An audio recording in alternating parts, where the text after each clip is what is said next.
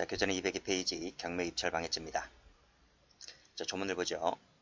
자, 위계, 위력, 행위태양 두 가지입니다. 허위 사실 유포는 없죠. 기타 방법으로서 경매나 입찰에 공정을 해야 할 때 성립하는 범죄가 경매 입찰 방해죄입니다. 경매 입찰 방해죄는 추상적 위헌범이기 때문에 해야 한다는 말의 의미 아시죠? 해야 할 우려만 있어도 기수가 됩니다. 우려만 있어도 기수다는 거예요. 자, 그 다음 밑에 객체는 경매하고 입찰입니다. 경매가 뭐고 입찰은 뭡니까? 경매는 높은 가격 써내는 사람이 물건을 가져가죠. 입찰은요, 낮은 가격을 써내는 것이 공사를 따가는 거예요.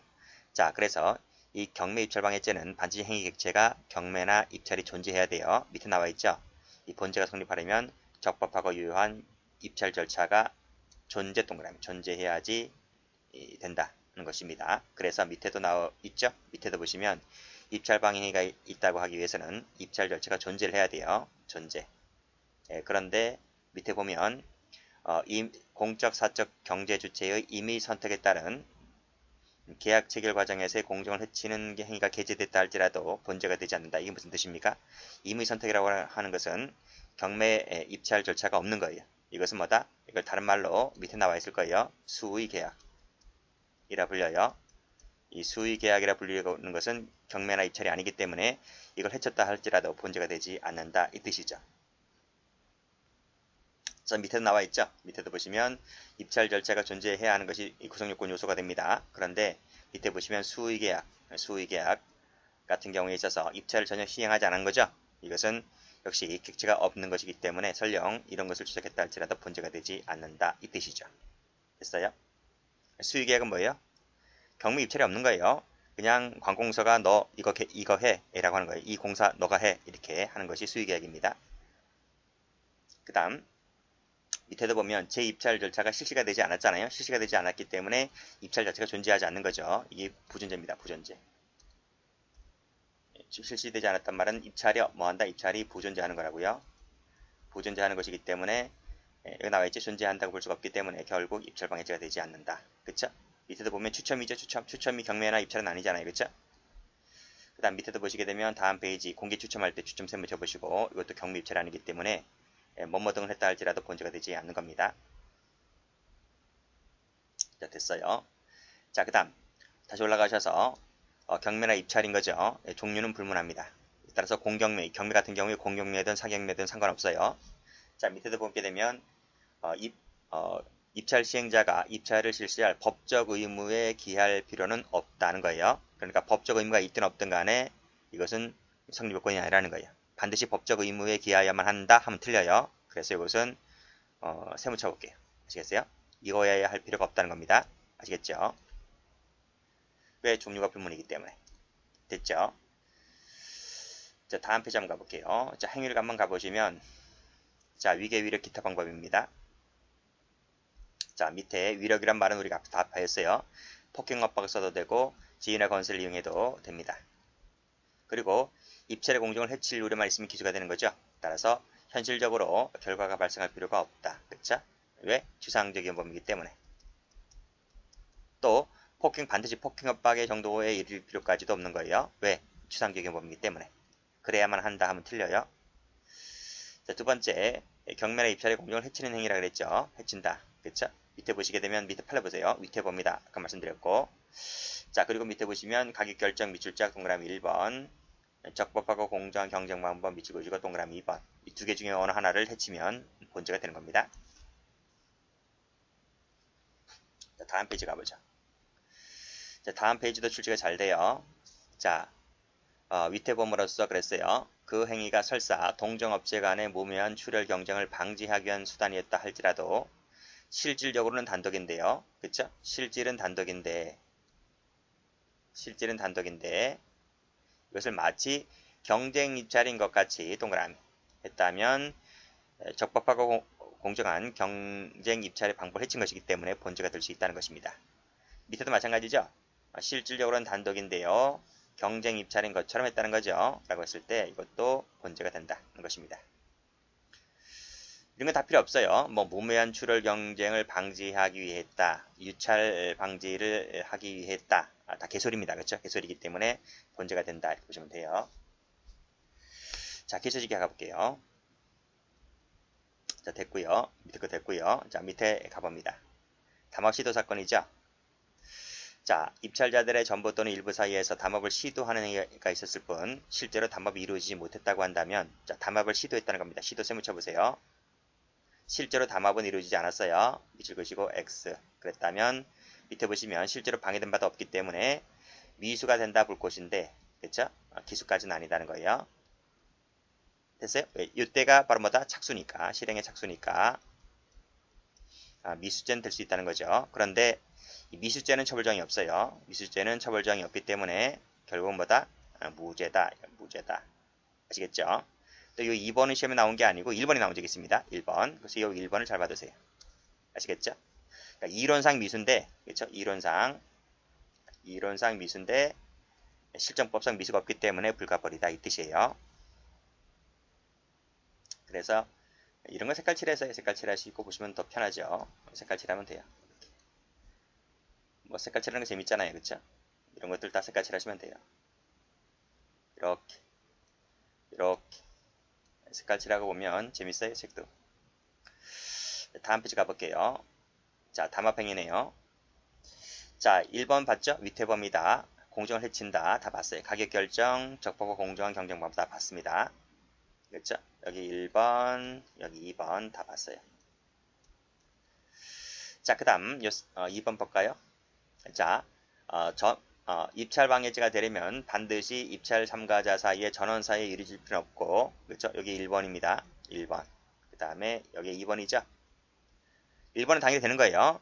근데 2번이라 할지라도 이것이 공정을 해치는 것으로 평가가 된다면 이것도 경미 입찰 방해죄가 된다 이 뜻이에요. 아시겠죠? 여기 또 나와 있죠. 일부 참가자들 사이에 가격을 합의했다는 거죠. 그리고 낙찰이 되면 특정 업체가 모든 공사를 하기로 합의가 되었다는 겁니다. 그랬다고 한다면 적법하고 공정한 경쟁방법을 해친 것이기 때문에 본죄가 될 수가 있다. 이름에 결과적으로는 뭐뭐 되지 않았다 할지라도 상관없어요. 추상적 경험이기 때문에. 그래서 색깔 칠할게요. 일부 색깔 칠하시고 일부 색깔 칠하면 돼요. 됐죠? 자, 그 다음 밑에 그 밑에 팔에 똑같죠? 똑같아요. 공정을 해치면 된다. 결과 발생 필요가 없다. 밑줄 그으시고 X. 자, 빨간 펜 드시고 담합행위 동그라미. 담합행위라고 했을 때 금품 수수 요건은 이게 성립 요건이 아니잖아요. 그렇죠? 법조문에도 없기 때문에 반드시 금품 수수가 되어야 경미 입찰 방해죄 되는 게 아니잖아요. 그러니까 이 금품 수수는 성립 요건이 아니에요. 이걸 받았든 안 받든 그 중요한 게 아닙니다. 자, 담합자 상호 간에 담합의 대가에 관련된 다툼이 있었고 실제로 낙찰 단가가 예정 단가보다 낮아서 유리하게 결정되었다 하여 그러한 것이 바로 뭐다? 위험이 없었다고 볼 것은 아니다. 즉 위험성이 존재했다 이 뜻이죠. 그래서 담합하면 그냥 기수다라고 보시면 돼요. 아시겠죠? 색깔 칠하시면 돼요. 자, 꼭 낙찰 단가보다 낮았다. 그래서 니한테 유리했다. 라고 해서 이 죄가 없어지는 게 아니라는 거예요. 아시겠죠? 이거 잘 받으셔야 돼요. 저 사실관계 읽어보시고요. 자, OX 판례 가볼게요. 자, 빨간 펜을 들으시고 자, 담합행위 나와야지. 담합. 그래서 실질적으로는 단독인데 아까 했죠? 이건 아까 했어요. 경쟁 입찰인 것처럼 가정을 냈다 동그라미. 출입을 막았다 동그라미. 위력이죠? 경매 법정 바깥으로 밀어냈다 동그라미. 이것도 위력이죠? 그 다음에 가장 경쟁자로 내세웠다. 이건 뭐예요? 이거는 위계죠, 위계. 이건 위계입니다. 위계. 그 다음에 제주감협 조합장인 피고인이 조합장이라는 사회적 지위를 가진 사람이죠. 그래서 이미 쌍방 합의에 의해서 이루어진 낙찰 단가가 있는데 이걸 무시해버리고 다른 업체로 변경하도록 요구했습니다. 그렇죠? 이것도 이 조합장이라는 사회적 지위를 이용해서 이 낙찰을 바꾼 것이기 때문에 이것도 위력에 따른 업무방해죄 될 수 있죠. 자, 누구라도 낙찰될 경우에, 그렇죠? 누구라도 낙찰될 경우에 새로운 회사를 설립하고 그 회사로 운영하기로 합의했다. 이것도 위계죠, 위계. 공모했다. 그래서 예전 가격을 알려주었다는 것. 공모하였다. 똑같죠? 똑같습니다. 입찰 가격을 알려줬죠? 이런 것들 전부 다 위계가 될 수 있는 거죠. 자, 그 다음 페이지 가보시면 조작했다. 사전에 모의했다는 말 나와 있고요. 그 다음에 당초의 합의에 따르면 합의에 따라야 될 것인데 합의도 따르지 않았죠. 적과 입찰을 했다는 거죠. 그랬을 때 공정하고 적법한 공정방법을 해친 것이기 때문에 본죄가 됐다 이 뜻입니다. 여기서 말하는 담합에 금품 나와야지. 금품은 성립요건이 아니에요. 이게 있든지 없든지 건 중요한 게 아닙니다. 자, 그 다음 거 볼게요. 여기 보세요. 담합금이 수수가 되었다 할지라도 이게 성립요건이 아니라니까요. 실질은 뭐다? 자유로운 경쟁을 한 것처럼 된다고 하면 위험성이 없기 때문에 본죄가 되지 않는 거고요. 예전 가격 내놔라고 한다면 이것도 죄가 되지 않는 거고요. 수순 요건이 아닙니다. 여기 그렇죠? 수순 요건 아니에요. 두 가지 잘 받으시고요. 단순한 정보를 교환한 것만 갖고 죄가 되지 않습니다. 신탁 입찰도 안 된다고 봤어요. 타주의 관계가 없기. 자, 이 판례 출제가 잘 됩니다. 이 별표 한번 쳐보세요. 자, 범죄 행위가 어디까지는 이르지 않고 단순히 어느 정도에 그쳤다. 입찰의 공정을 해치는 정도에 그쳤다고 한다면 뭐밖에 안 돼요? 이 본죄밖에 안 돼요. 아시겠죠? 이 죄밖에 안 된다. 그 옆에 나와 있는 위계에 따른 공무집행 방해죄는 되지가 않는다는 겁니다. 잘 나와요, 출제가. 그러니까 위계가 되려면 거기 법원 경매 업무를 담당하는 집행관의 구체적인 직무집행을 저지하거나 현실적으로 곤란한 정도까지 이르러야지 위계에 따른 공집행이 되는 거예요. 근데 거기 이르지까지 않았기 때문에 따라서 색깔칠을 하세요. 색깔칠하면 뭐밖에 안 된다? 그렇죠. 요거밖에 안 된다. 색깔칠을 하세요. 아주 잘 나와요. 자, 다음 페이지 한번 가볼게요. 자, 이제 사생활의 평온에 관한 죄라고 해서 비밀 침해죄하고 이제 중거 침해죄를 볼 겁니다. 자, 먼저 비밀 침해죄는 법조문만 나와요. 법조문만. 판례도 없고. 자, 법조문 일단 볼게요. 자, 서론부터 볼게요. 자, 본죄는 프라이버시, 즉 개인의 사생활의 비밀을 침해하는 것이 주된 내용으로 하는 범죄다 그랬어요. 자, 침해죄는 형식을 문제 삼고 비밀 누설죄는 내용을 문제 삼는 거예요. 모두 친고죄다. 친고죄라는 걸 알아두세요. 이게 시험 문제예요. 친고죄라는 게. 일단 법조문 가볼게요. 자, 316조 1항이죠. 봉함, 기타 비밀 장치한 사람의 편지, 문서, 도화를 개봉하면, 요때 개봉하면 요때 기수가 됩니다. 자, 2항. 자, 봉함, 기타 비밀 장치한 사람의 편지, 문서, 도화, 전자기록, 특수매체를 수단을 이용해서 그 내용을 알아내게 되면 요때 기수가 됩니다. 지금 봐보세요. 1항하고 2항을 보시면 어디 기수가 빠르죠? 1항이 빠르죠. 1항이 빠르니까 요것을 추상적 위헌범으로 삼는 거고 2번은 1항보다 기수가 느리죠. 이건 침해범이야. 아시겠습니까? 그래서 여기서 보는 서론에서 말하는 추상적 위헌범이라고 하는 것은 여기서 말하는 1항을 말하는 겁니다. 아시겠죠? 2항은 침해범입니다. 그 다음 업무상 비밀누설죄는 추상적 위헌범 맞아요. 그러니까 다 추상적 위헌범인데 요 2항만 침해범이다. 이렇게 보시면 될 것 같고 전부 다 미수가 없어요. 시험 문제 나오지 않고 요 친고죄라는 게 시험 잘 나와요. 자, 객체 행위 읽어보시고 기수 읽어보시고 자, 판례 가보죠. 자, 객체 문제인데요.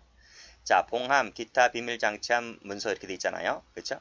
돼 있는 것 속에는 반드시 비밀 장치가 되어 있는 것만 말하는 것이 아니라 밑에 보면 잠금 장치가 있는 서랍 용기도 포함된다. 잠금 장치 동그라미. 2단 서랍의 아래칸에 잠금 장치가 되어 있습니다. 이것도 객체가 될 수 있다는 것입니다. 자, 그 다음 볼게요. 자, 회사의 이익을 빼돌린다는 소문을 확인할 목적으로 밑에 하드디스크를 검색을 했습니다. 우리 판례는 뭐로 봤어요? 이거는 정당 행위로 봤어요. 본죄가 되지 않는다. 위법성이 조각된다고 봤습니다. 자, 다음 거 볼게요. 자, 업무상 비밀누설죄죠. 이것은 자 1항하고 2항이 있는데요. 역시 마찬가지로 친고죄입니다. 친고죄. 1항 가보시면 자, 밑에 주체 나와 있죠. 본죄에 열거된 자에 한한다라고 해서 진정신문범입니다. 이거 기출됐어요. 이거 21년도 국가직 구급시험에 출제가 됐습니다. 자, 일단은 볼게요. 의사, 한의사, 치과의사, 약제사, 약종상, 조산사, 변리사, 변호사, 공인회계사, 공중인 대사업자, 보조자, 차등의 직무 있던 자, 밑에 종교의 직에 있던 자, 있는 자, 있던 자, 요런 사람만 주체가 되는 것이기 때문에 진정신문범입니다. 아시겠죠? 그 외의 자는 주체가 되질 않아요. 따라서 맨 밑에 판례가 나와 있을 텐데요. 여기 당사자 나와 있죠? 미주것이고 X. 이건 주체가 아니기 때문에 본죄가 되지 않는 겁니다. 올라가 보죠. 그리고 1항 같은 경우를 보시게 되면 자, 업무 처리 중에 알게 된 사실을 누설했을 때 죄가 되는 거예요. 특히 이제 의사죠, 의사. 요즘 성형 많이 하지, 성형. 그렇죠? 성형 많이 해요. 이 성형할 때 의사가 연예인들 많이 성형하죠. 그 의사가 업무 처리 중 알게 된 비밀을 방송에다 까발리면 안 된단 말이 아시겠습니까? 자, 됐고 그 다음에 이 항도 보시면 직무상 취득한 비밀을 알게 되었을 때 제가 되는 거죠. 그런 얘기가 나와 있어요. 그래서 밑에 보시면 비밀이 뭔지가 나와 있습니다. 뭐 요건 나와 있죠. 뭐 내용 나와 있고 이런 거 시험 문제 안 나와요. 그냥 법조문 자체가 진정신문범이다, 친고죄다 그 정도만 알고 계시고 마지막 판례 있는 거 당사자는 객체가 주체가 되지 않기 때문에 본죄가 되지 않는다.